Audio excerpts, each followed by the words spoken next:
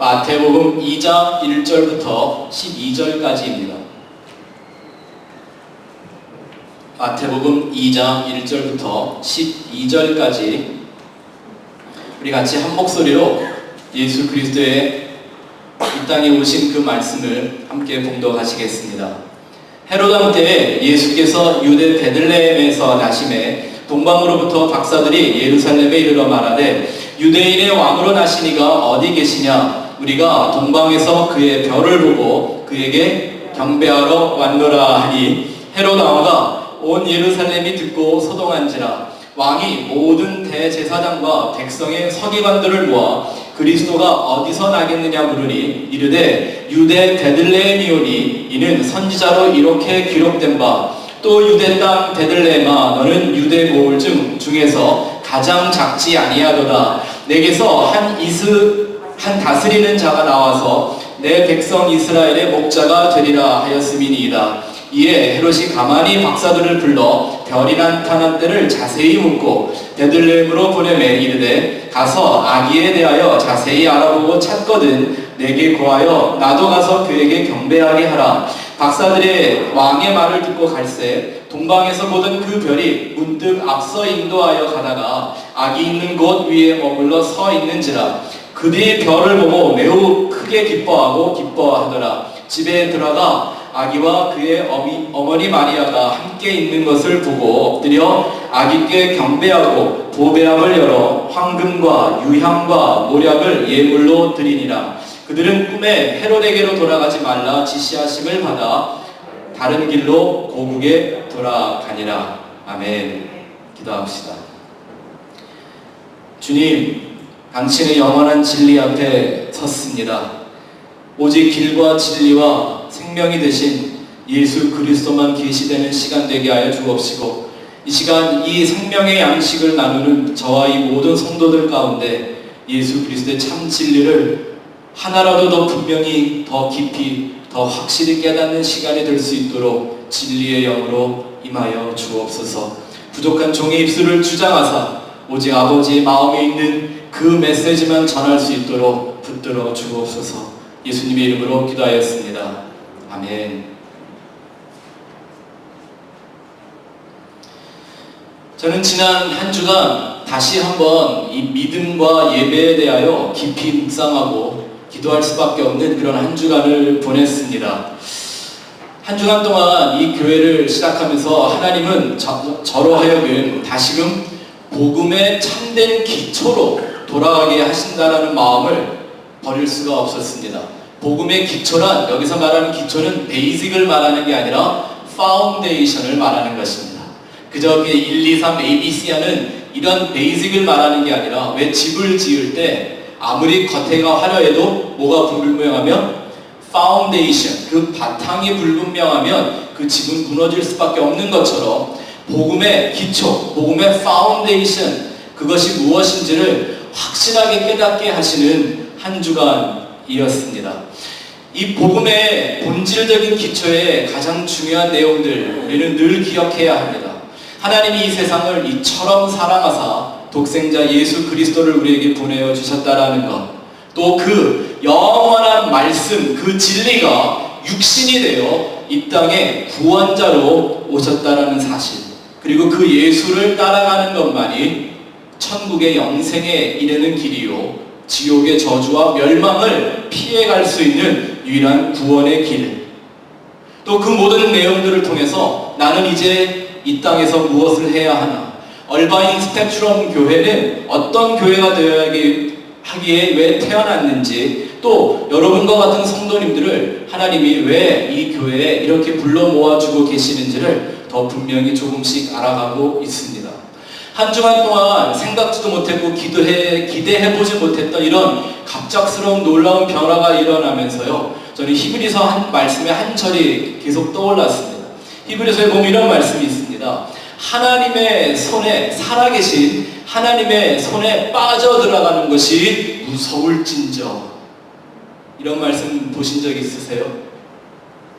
살아서 역사하시는 그 하나님의 손에, 하나님의 계획에, 하나님의 역사에, 하나님의 목적 가운데로 하나님이 우리를 막 끌고 가시는 거예요. 우리가 생각하고 계획하고 기도하고 준비해서 한 걸음 한 걸음 나가는 게 아니라 하나님이 붙들고 막 끌고 다니시는, 무엇을 위해서 또 왜 이렇게 하시는지를 그걸 생각해 보면서 마음에 두려울 수밖에 없는 것입니다. 저는 이 한 주간을 지내면서 이 동방 박사들이 아기 예수님을 찾아와 그 예수에게 경배한 장면을 보며 예수를 향한 온전한 믿음과 예배가 무엇인지를 깊이 생각해 볼 수 있게 되었습니다. 한번 따라해 보실까요? 예수를 향한 온전한 믿음과 예배. 온전한 믿음과 예배. 과연 예수를 향한, 이게 더 중요합니다. 믿음도 중요하고 예배도 중요하지만 더 중요한 건 예수를 향한 믿음과 예배. 그 온전한 믿음과 예배 무엇인가 깊이 생각해 볼 수 있게 되었습니다. 우리가 소위 말하는 이 기독교를 많은 사람들이 세상에서도 얘기하기를 믿음의 종교라고 말합니다. 아마 성경처럼 많은 믿음을 요구하는 이런 종교 아마 없을 겁니다. 믿음, 정말 믿음이라는 건 중요합니다. 근데 과연 성경에 써 있는 하나님이 우리에게 원하시고 요구하시는 그 믿음이라는 말이, 그 뜻이 우리가 세상에서 일반적으로 사용하고 있는 믿음이라는 말하고 같은 의미일까요? 뭐 오빠 못 믿어? 뭐 이런 거, 그런 믿음 말하는 정도인가요? 무슨 계약할 때 사람들을 믿어주는 거, 뭐 이런 거, 과연 그 믿음일까요? 이 성경에 나와 있는 하나님께서 우리에게 주신 이 중요한 성경적 복음의 원리들, 특별히 이 믿음과 예배, 교회와 성도들에게는 너무나 중요한 이 믿음과 예배의 본질을 잘못 알고 있으면 그 신앙생활은 절대 쉽지 않습니다. 성경이 말하는 그 유일한 믿음의 대상, 삼위일체 하나님, 성부, 성자, 성령을 향한 믿음을, 그를 향한 예배를 갖지 않으면 이 신앙은 자칫 잘못하면 미신과 우상 숭배같이 빠질 수가 있습니다. 제가 목회를 하면서 발견한 것인데요, 많은 교인들이 이 성경에 나타나 있는 많은 현상들 혹은 축복, 뭐 병 고쳐주는 치유, 그리고 삶을 다 다시 회복시켜주고 이전보다 더 큰 복으로 채워주는 이런 회복과 같은 것을 믿는 것에는 큰 어려움을 겪지 않습니다. 왜죠? 그건 믿지 말래도 믿어요. 안 가르쳐 줬는데도 어떻게 성경에서 그걸 보고 믿고 와가지고 왜 믿음대로 안 되냐고 그러는지 정말 대단들 해요. 이런 거는 어렵지 않은 것 같아. 왜? 내가 원하는 거니까, 내게 절실히 필요한 거니까. 뭐 예수 믿고 하나님 믿으면 뭔가 좀 이런 거 있어야 되지 않느냐고 생각을 하기 때문에 어렵지 않은 것 같은데, 정작 예수를 믿으라면, 하나님을 믿으라면 왜 방황하는지 모르겠습니다. 성공하고 부유한 사람이 되는 것, 건강하게 사는 것, 편안하게 사는 것, 이런 얘기를 하면 온 마음과 뜻과 정성을 다하여 믿는다고 하는데, 그것을 마음에 품고 예수를 믿기 시작하면요, 어느 날 주객이 바뀌죠. 예수보다 뭐 이러는 거죠. 내가 너를 예수 이름으로 축복한다, 이 말을 들으면 우리의 마음은 어디로 향해요? 예수예요? 축복이에요? 혹시 제가 성부영신 예배 때 여러분들이 왜 축복하며 기도한다 그랬더니 이제 여러분들이 신년 운수를 다 보고서 내년에 어떤 게 좀 대통해야 되나 형통해야 되나 뭐 이런 거 적어오실지 모르겠는데, 저 절대 그런 기도 안 해드려요. 왜냐하면 잘못하면 마음이 어디로 향해요? 예수가 아닌 내게 필요한 것들을 향하기 시작합니다. 그래서 내가 기도할 때, 내가 예배할 때, 내 믿음을 사용할 때 예수를 향하는 것이 아니라 자꾸 땅끝이 마냥 이 땅에 있는 것들을 바라보게 됩니다. 그래서 예수 믿는 척 하면서 여전히 우상 숭배와 미신 가운데 빠져 있는 일들이 세상에 비일비재한 겁니다. 그렇다면 성경에 나와 있는 믿음이라는 이 개념, 세상에서 우리가 보통 말하는 믿음이라는 것과 완전히 다르다는 생각 한번 해볼 수 있겠죠. 제가 여러분들의 영적인 그 퀄리티를 한번 좀 실험을 좀 한번 해볼까요? 이게 얼마나 다른지를 보여드리기 위해서 제가 이 주머니에서 동전 하나를 꺼냈습니다. 보이세요? 주먹을 쥐고 있으니 안 보이겠죠? 제 손의 안에 동전이 있습니다. 제가 목사인데 이 강단에서 거짓말 하겠어요? 그죠? 여러분들하고 제가 장난하겠습니까? 제 손 안에 동전이 있다고 저를 그 말을 믿을 수 있는 분들만 한번 손 들어보세요. 여러분들이 얼마나 저를 믿어주는지 한번 확인해 보겠습니다. 늦게 드는 분들은 뭔가요? 다 드는데 우리 장인어른만 안 드시나요? 혹시 못 믿는 분들은 왜 못 믿으시는 거예요? 네? 보지 못했으니까, 그죠? 제가 다시 한번 여쭤볼게요. 정말 제 손 안에 동전이 있겠습니까? 없으면 어떡하려고 믿는 도끼에 발등 찍히는데, 믿는 분들만 하면 다시 한번 기회를 드리는 손을 들어보세요. 지금도 늦지 않았습니다. 분명한 선택을 하십시오. 고맙습니다. 어떻게 우리 새로 오신 자매님만 빼놓고는 다 믿으시네요. 예, 맞아요. 남자를 다른 남자 말은 쉽게 믿는 거 아닙니다. 저를 믿어주신 여러분들에게 진심으로 감사를 드립니다. 자, 다시 물어보겠습니다.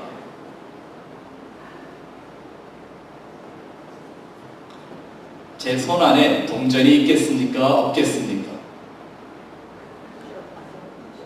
자, 이제는 믿는 거예요? 그냥 아는 거예요? 보고 나니까 믿을 수 있어요? 없어요? 그러니까 믿음은 언제 필요한 거예요? 본 후가 아니라 보기 전에 필요한 게 믿음이라는 거죠. 성경 말씀에 보니까 믿음이라는 거를 얘기를 할 때는요, 네 꿈을 향하여, 목적을 향하여 무슨 특별한 어떤 하나님의 은혜와 축복을 경험하기 위하여 막 정성을 다해, 열심을 다해, 이런 얘기가 별로 믿음에 관해서 나오지를 않아요. 무슨 얘기를 보통 많이 하면 이러는 거죠. 보이지 않는 것, 보이는 소망이 소망이 아니니 보이는 소망을 뭐하러 믿으리. 이런 얘기 성경에서 들어본 적 있으십니까? 믿음은 바라는 것들의 실상이요, 보이는 것, 보이지 않는 것, 보이지 않는 것들의 증거니, 바랄 수 있는 때 믿는 게 믿음이에요. 바랄 수 없는 때 가지는 게 믿음이에요. 근데 보통 이 계산적인 세상을 살아가는 우리들은 어떻게 해요? 믿음이라는 말을 어떻게 사용합니까? 거꾸로 쓰고 있지 않아요? 오히려 믿음을 말할 때는요, 종교적인 어떤 행위와 선행과 열정을 강조하는 율법은 오히려 참된 믿음, 온전한 믿음을 갖는 데 방해가 된다고 설명을 하고 있습니다. 갈라디아서나 로마서를 읽어보면 오히려 어느 때에 아무것도 볼 수 없을 때, 아무것도 보장된 것이 없을 때, 아무것도 바랄 수가 없는 그때에 정말 필요한 게 믿음이라고 했습니다. 또 한 가지 여러분들이 믿음을 어떻게 생각하고 있는가 한번 제가 확인을 해볼까요? 두 가지 종류의 제가 믿음을 말씀을 드릴 텐데, 어느 믿음이 큰지, 어느 믿음이 더 크고 귀한 믿음인지를 한번 답을 한번 해보시기 바랍니다. 홍해를 가릅니다. 이제 모세 영화가 곧 나온대죠. 엑소더스. 대단하잖아요. 제가 그 홍해를 갈았다는 그 앞에 한번 가봤는데 진짜 홍해는 아니었지만, 아무튼 막대기 하나로 바다를 갈라서 길을 내는 거예요. 물이 막 쫙 옆으로 일어서고요. 어마어마한 역사죠. 자, 이 홍해를 가르는 믿음과 내가 예수 믿고 구원 얻는 믿음, 어느 게 더 큰 믿음일까요? 지금까지 그렇게 생각해오고 사셨어요? 눈치들만 빠르셔가지고 막 손대면 병이 막 나요. 귀신이 막 떠나요. 저는 이런 걸 많이 경험해 봤습니다.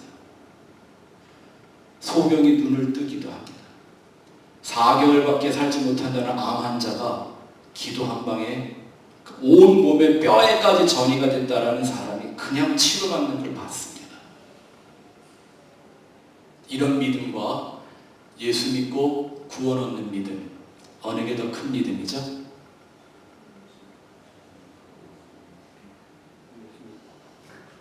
크기를 따진다면, 귀중함을 따진다면 어느 게 더 큰 믿음이죠?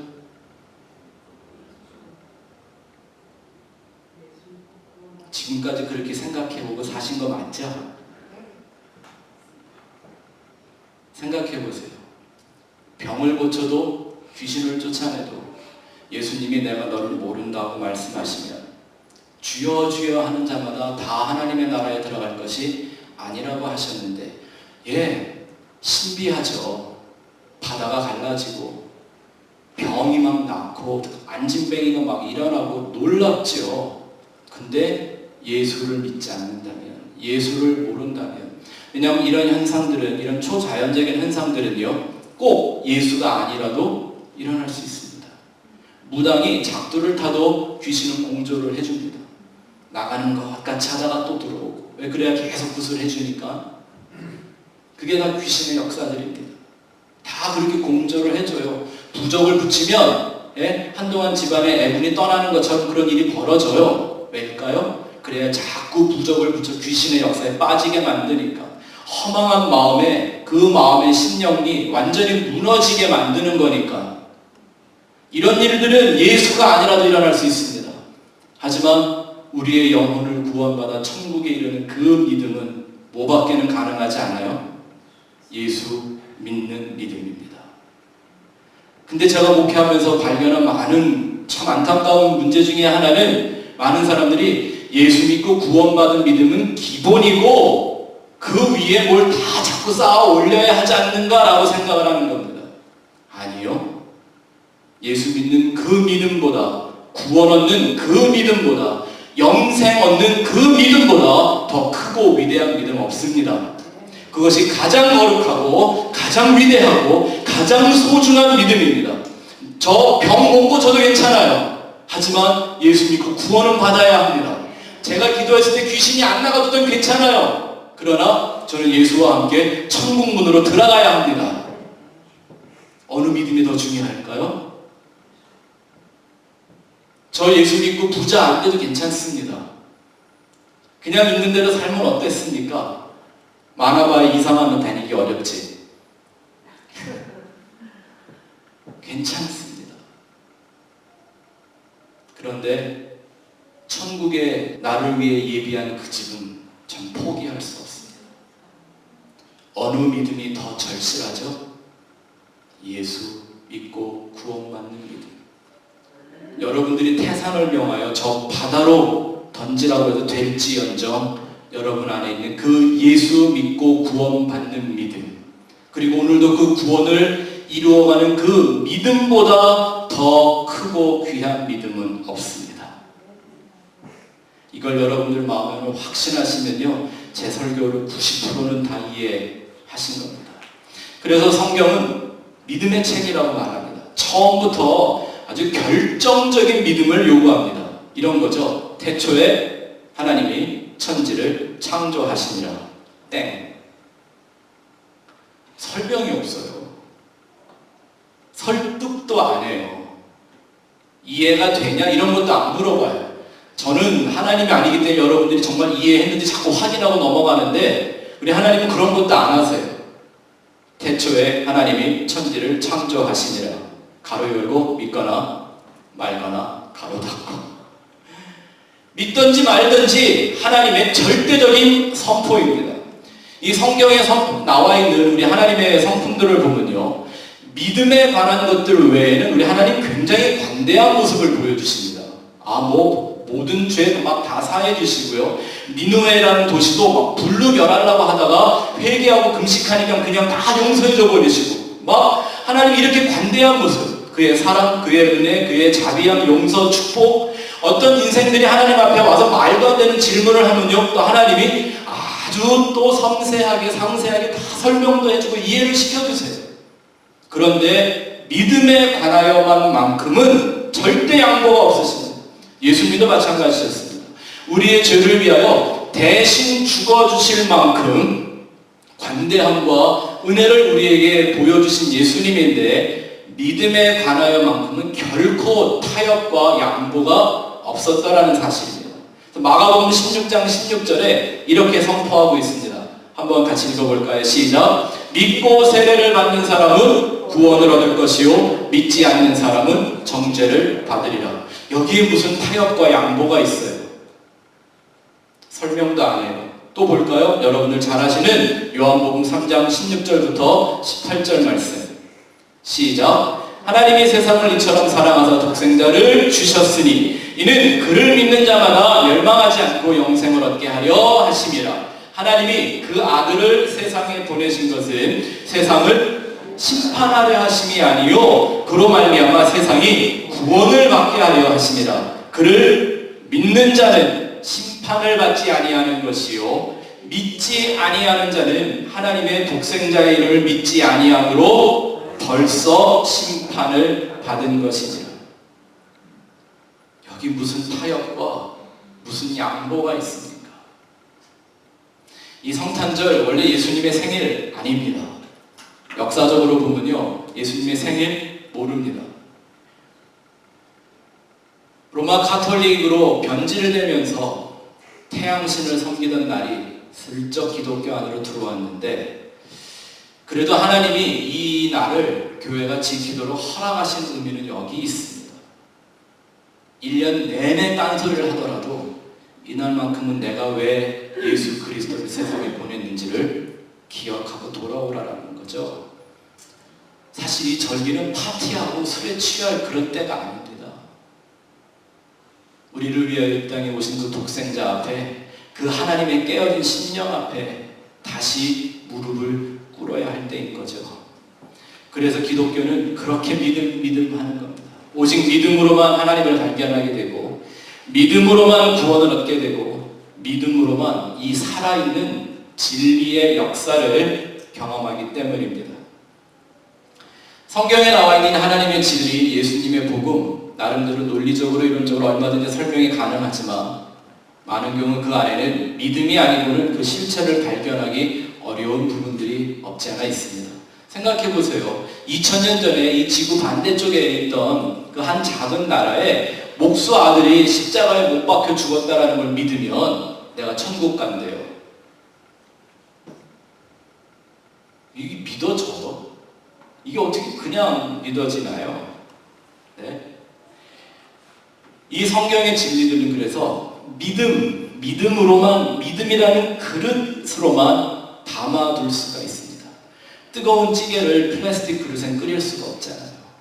믿음이라는 그릇이 있을 때 그 구원의 진리가 내게 담깁니다.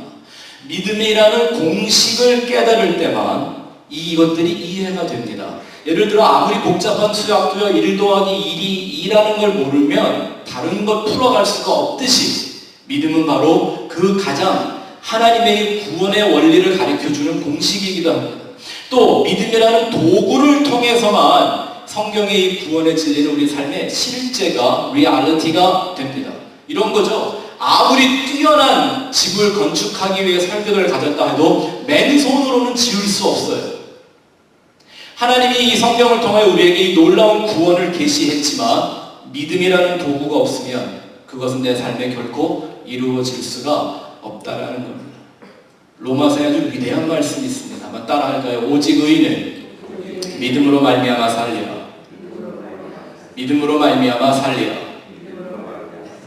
번역이 조금만 잘 됐으면 이렇게 했으면 좋을 거예요. 하나님 안에 있는 의인들은 오직 믿음으로 말미암아 살리라. 그러니까 오직이라는 말이 어딜 붙어야 돼요? 의인 앞에 붙지 말고 믿음 앞에 붙어야 정확한 번역입니다. 한번 바꿔 말해볼까요? 하나님 안에 있는 의인들은 오직 믿음으로 말미암아 살리라.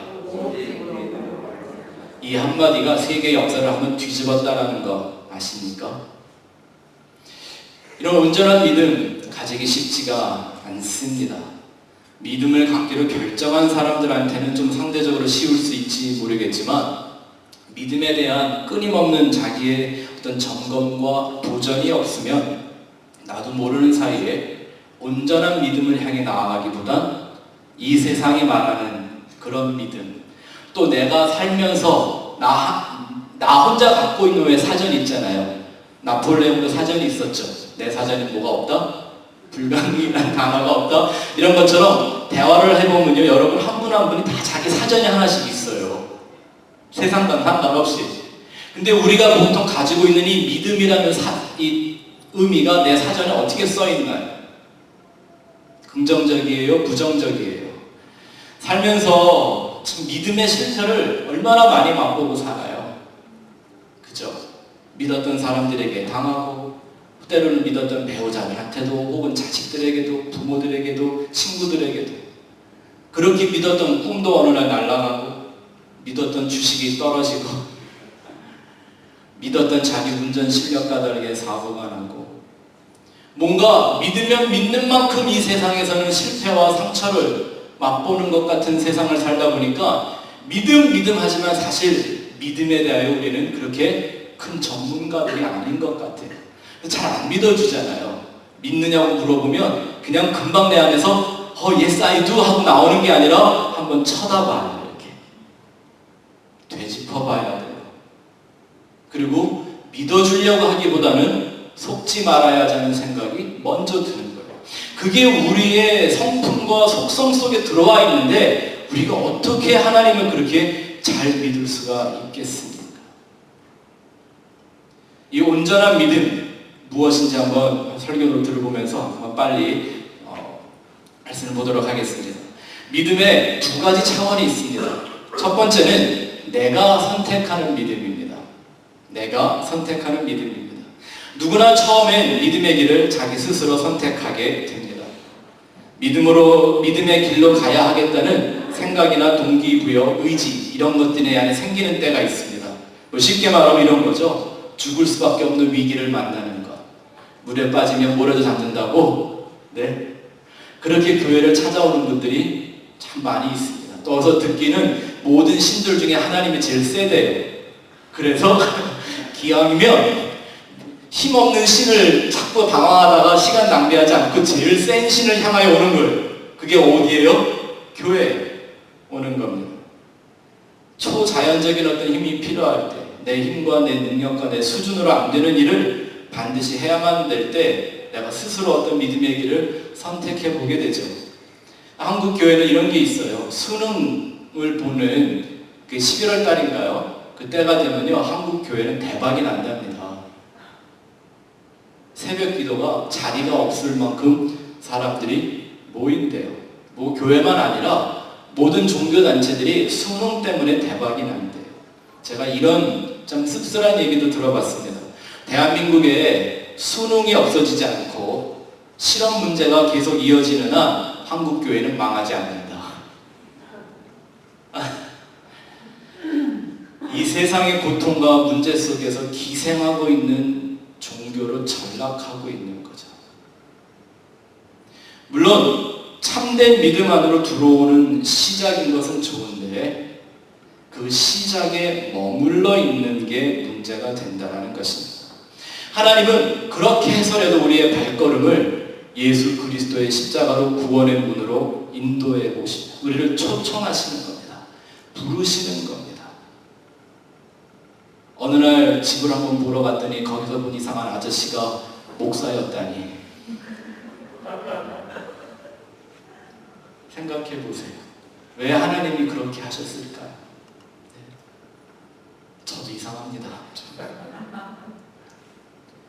그런데 그 하나님의 마음을 갖지 못하고 그 나한테 필요했던 하나님이 필요했던 초기 단계에 머물러 있으면 교회 다니면서 우상을 섬기는 미신에 빠져있는 사람이 되어 있을 수 있습니다. 그래서 진짜 믿음의 두 번째 차원이 중요한데 그것이 뭐냐면 하나님이 주시는 믿음입니다.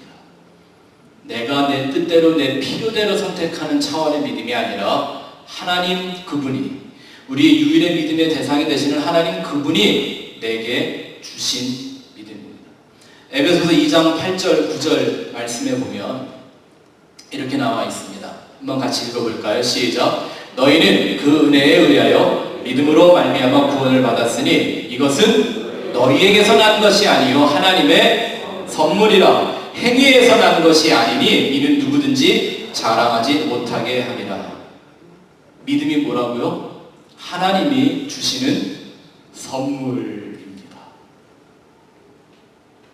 내가 선택해서 가는 믿음의 길이 있는데 그 위에, 그 이후에 우리로 하여금 온전한 믿음을 갖게 하시기 위하여 하나님이 선물로 주시는 믿음이 있다라는 것입니다. 우리 하나님이 토기장이시기에 그가 나를 하나님의 뜻에 맞는 그릇으로 만들기 위한 믿음의 작업, 마치 조각가가 자기가 원하는 조각을 하듯이 내가 되고 싶은 이런 거 아니잖아요. 산 위에서 큰 바위를 갖고 딱 내려와서 조각가가 망치와 끈을 딱 들었는데 그 돌멩이가 하는 말이 무슨 나는 생각하는 사람으로 만들어주세요 이렇게 해요? 아니요. 뭐라고 그 돌이 떠들든 조각과는 상관 안 해요. 자기가 만들고 싶은 조각을 해내는 거예요. 그 하나님의 손길을 받아들이는 하나님의 망치와 하나님의 정으로 나의 진짜 인생을 작품처럼 만들어 가시는 그 믿음의 선물을 하나님이 주실 때 그것을 받는 것입니다. 근데 이걸 선물로 받는 과정이 우리가 지난 한 주간을 지냈던 것처럼 조금은 두려울 수밖에 없습니다. 근데 이것을 분명히 알아야만 우리가 흔들리지 않고 믿음의 길을 걸어가게 됩니다. 오직 믿음으로 살아가는 진정한 의인된 삶을 살 수 있습니다. 여러분, 하나님이 우리에게 믿음을 선물로 주시려고 할 때 아주 멋진 꿈과 비전과 막 아름답고 화려한 유토피아를 보여주면서 유혹하실까요? 여러분들 성경 공부 여기는 많이 잘하신 분들이 대부분 모여 계십니다. 성경을 보면 하나님이 어떤 사람들을 그 믿음의 세계로 초청하실 때 막 그렇게 하세요. 우리는 결과를 아니까 지금 헷갈리는데 결과를 모를 때는 어땠을까요? 그 부르심을 당하는 사람들. 분명히 그렇게 부르는 게 좋을 거예요. 날 따라와라 그럼 내가 너 재벌되게 해줄게 뭐 막 이런 거요. 네 꿈 다 이루어줄게 뭐 이렇게 하시면 따라가기가 쉬운데 그렇게 안 하세요.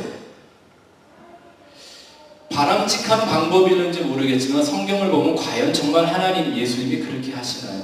오히려 달콤한 유혹으로 끌어당기는 건 누가 하는 짓인가요? 예?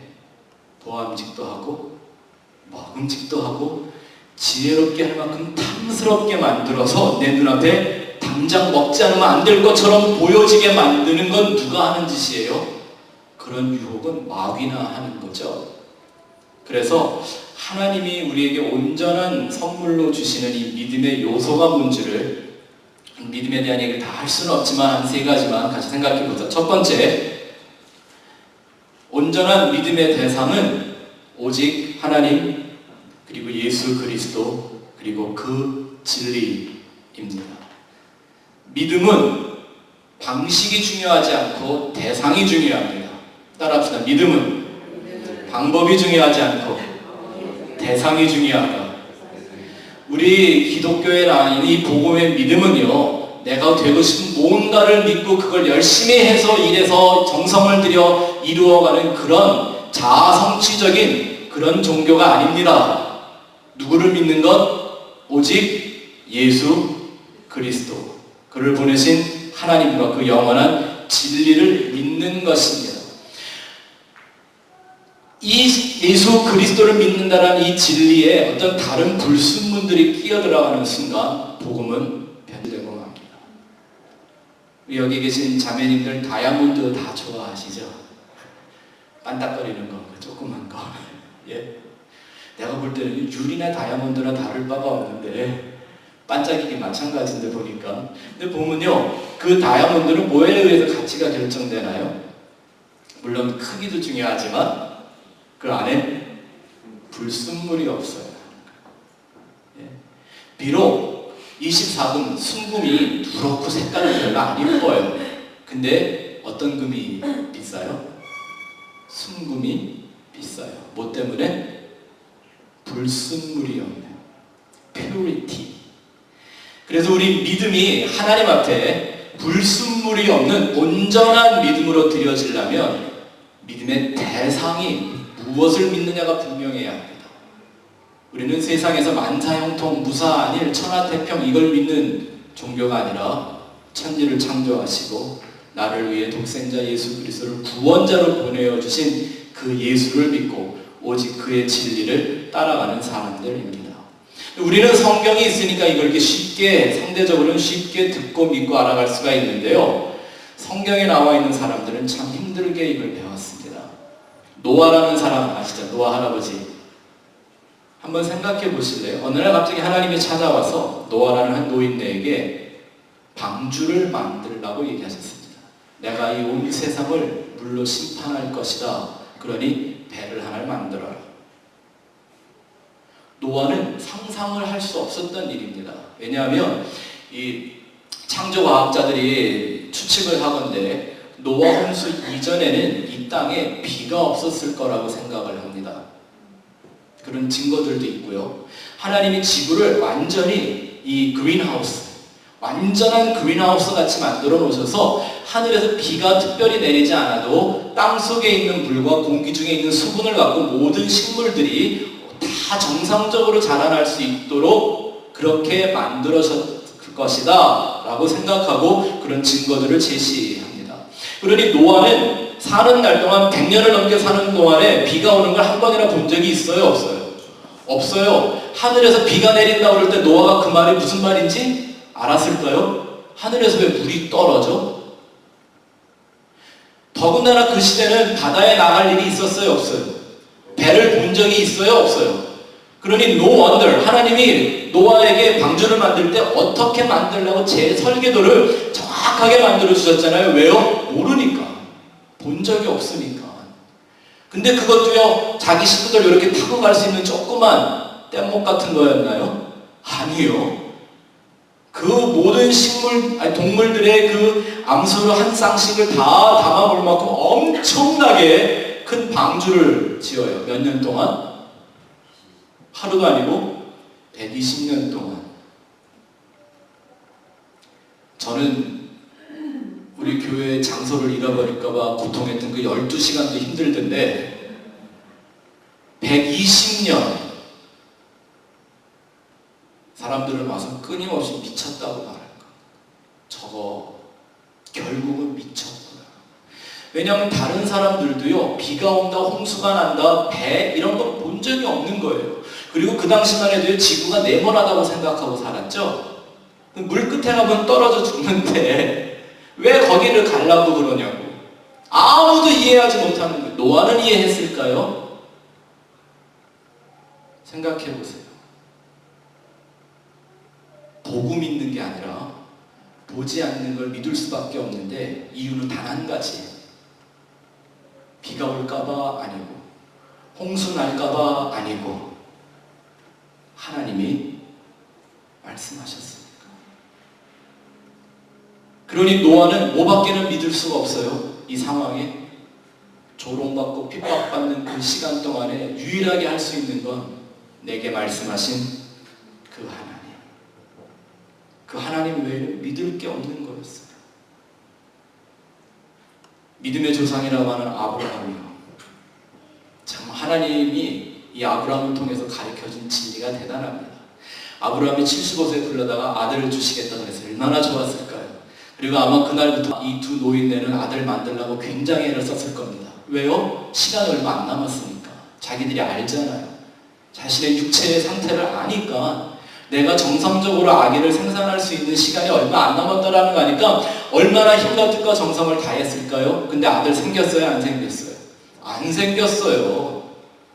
근데 결국 그래서 마음이 급하다 보니까 다른 이상한 방법을 해가지고 이스마엘이라는 하나님이 원치 않는 자식을 낳았다가 99세가 돼요. 아브라함도 사라도 아기를 낳을 수 없도록 그 육신의 모든 기능이 다 사라진 후에 하나님이 오셔서 명년에 내년에 네가 아들을 낳을 것이다.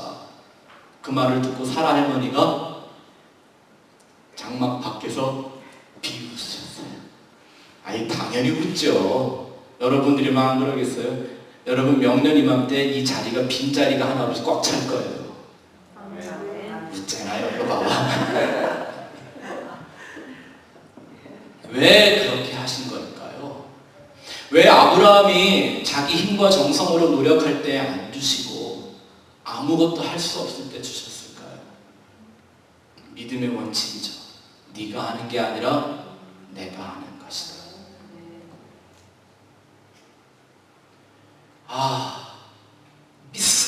믿습니다 하면서 기도하는 소리를 많이 들어봤습니다. 제가 어떤 분한테 기도가 끝나고 나서 슬쩍 물어봤어요. 권사님, 뭘 그렇게 믿으세요?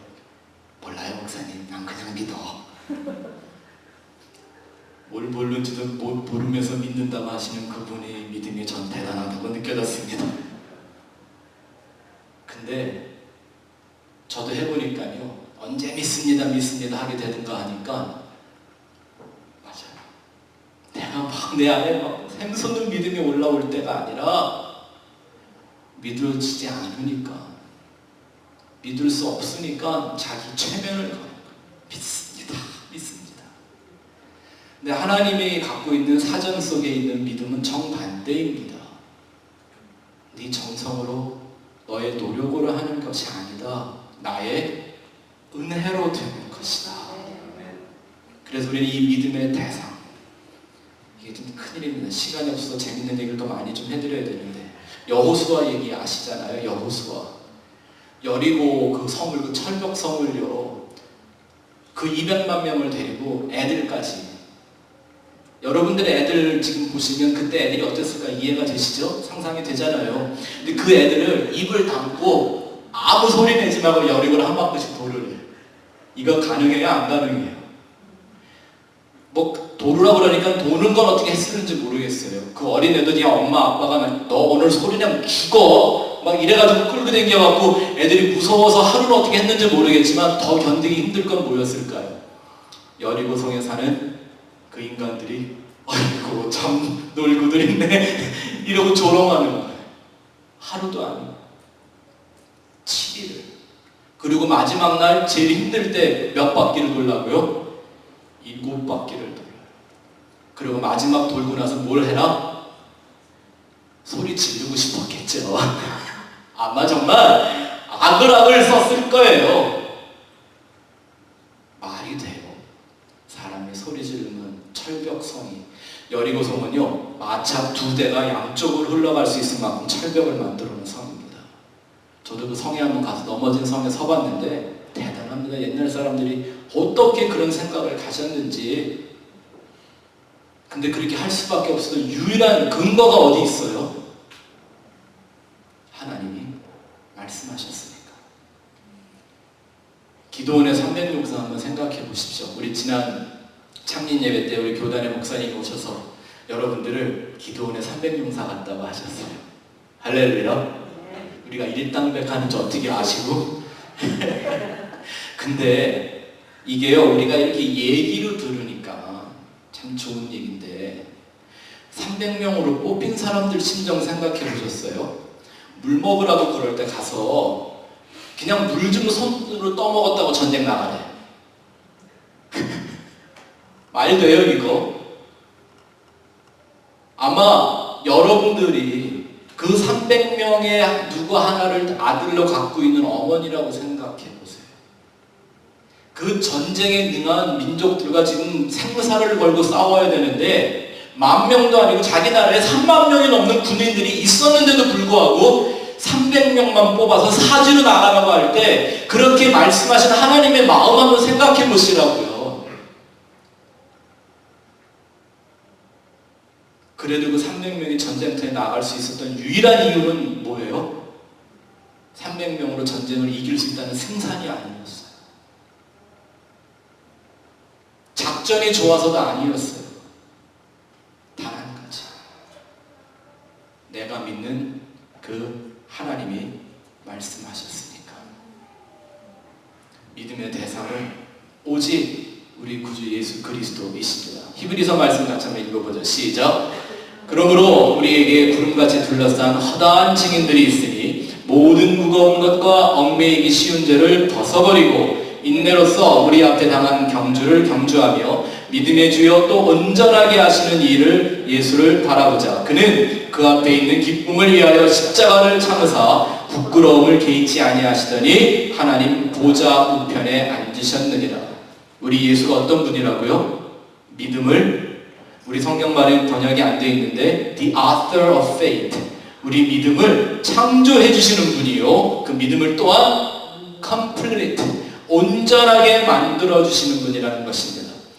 그래서 우리의 믿음의 대상은, 유일한 대상은 내 꿈과 소망이 아니라 바로 예수 그리스도야 해야 온전한 믿음이 되는 거죠. 두 번째, 온전한 믿음은 무엇인가? 무슨 꿈과 소망을 이루는 에너지가 아니라 참된 진리를 알기 위한 진정한 자기 부인입니다. 이 믿음 안에는 이 자기 부인, 이게 없어서는 온전한 믿음을 가질 수가 없습니다. 제가 동방박사에 대한 얘기를 읽어놓고 여태까지 설명을 안 한 이유가 여기 있습니다. 여러분, 동방박사들, 박사들입니다. 그 시대도 박사라고 불렀습니다. 그들이 딱 나타나니까 헤로당이다 알고 긴장할 만큼 명성이 높은 박사들이었습니다. 오늘날로 말하면 세계 석학이라고 말하는 혹은 아인슈타인 정도 같은 명성을 얻고 있는 박사들이었을 거라고 생각이 됩니다.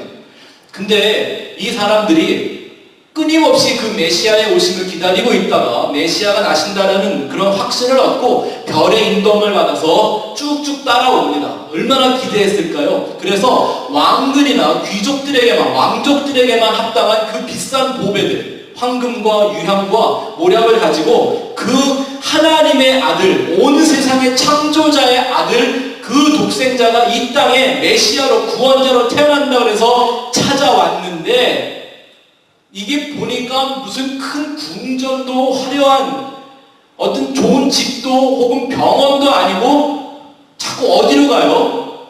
베들레헴이라는 조그만 시골로 자꾸 가는 거예요. 아마 별이 끌고 가지 않았으면 절대 그 일을 안 갔을 것 같아요. 끝에 와봤더니 어디예요? 이건 무슨 집도 아니고 외양간. 여러분, 외양간 가보신 적 있으세요?